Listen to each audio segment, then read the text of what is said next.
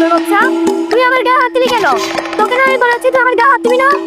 তোর এত কথা বলতেছি তাতেও তো লস লজ্জা নাই না? তো কত বড় সাহস, তুই আমার গায়ে হাত দিছস? তুই এখানে কিভাবে চাকরি করস সেটা আমি দেখে নিব। স্যার কত বড় বেয়াদব, সবার সামনে স্যার আমাকে অপমান করছে।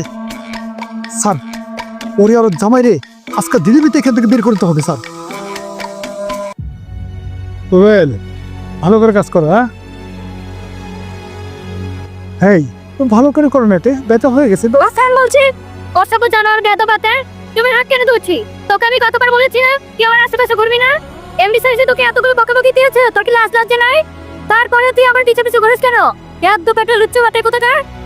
হাই সিমরি, তোর গলার সাউন্ড এত বড় কেন? হ্যাঁ, তোর সাউন্ড কিভাবে ছোট করতে হয় সেই ব্যবস্থা আমি করতেছি। এই ফ্যাক্টরিতে কাজ করবি আর আমার লগে সম্পর্ক রাখবি না? হ্যাঁ, এইটা কিভাবে করস সেটা আমি দেখে নিব। তল্লি সেন্সেন করে ওরে, কথাটা মনে রাখিস।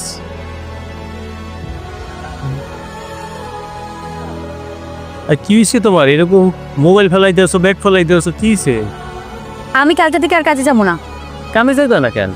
আর ওই যে আমাদের লাইনে সুপারভাইজার সৈকত আছে না, হ্যাঁ, ও আমাকে খুব বিরক্ত করতেছে আর আজেবাজে প্রস্তাব দেয়, আমার গায়ে হাত দিতে চাইও।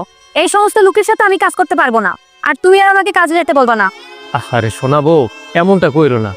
আর মাত্র 3টা মাস একটু কষ্ট করো।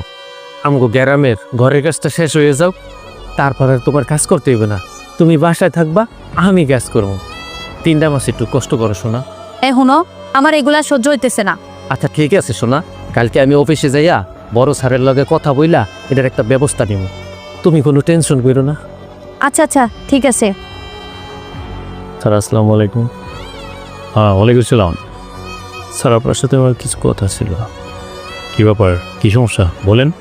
12 নম্বর লাইনের যে ফ্লোরে কাজ করে আমার ওয়াইফ লামিয়া, হ্যাঁ ওই যে আমাদের সুপারভাইজার শপথ আছে না, ও খুব ডিস্টার্ব করে স্যার। এর আগেও মনে হয় একবার আপনাকে কমপ্লেন করছে। ও স্যার চাকরি করতে চাচ্ছে না। আমি আজকে জোর করে চাকরিতে নিয়ে আইছি।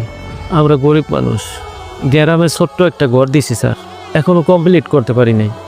আমরা জামাই বউ দুইজনে মিলে যদি চাকরি না করি, গ্রামে ঘরটাও কমপ্লিট করতে পারবো না স্যার। আপনি কি শপথ স্যারের কোনো ব্যবস্থা নেবেন স্যার? আর যদি না নেন স্যার, তাহলে আর কী করবো স্যার? আমাকে চাকরি ছেড়ে চলে যেতে হবে স্যার। ঠিক আছে, আমি দেখতেছি বিষয়টা। যেতে হবে না আপনার কোথাও, জামাইবাবু দুজন মন দিয়ে কাজ করেন। ঠিক আছে স্যার, আসসালামু আলাইকুম। ওয়ালাইকুম আসসালাম।